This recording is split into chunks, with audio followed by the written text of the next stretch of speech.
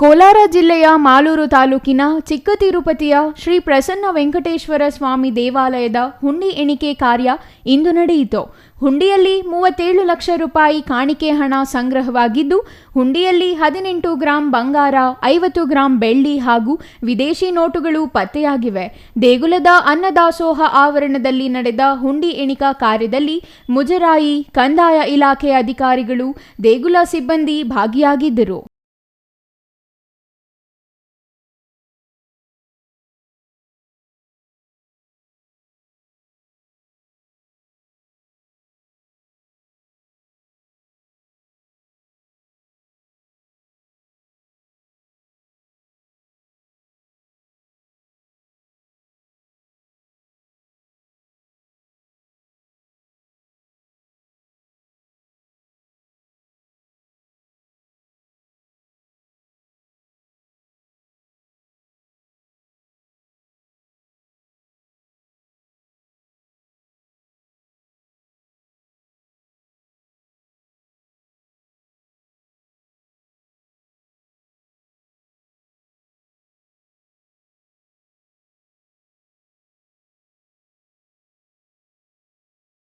ಭಕ್ತರ ಕೋರಿಕೆಯ ಪತ್ರಗಳು ಪತ್ತೆಯಾಗಿರುವುದು ವಿಶೇಷ.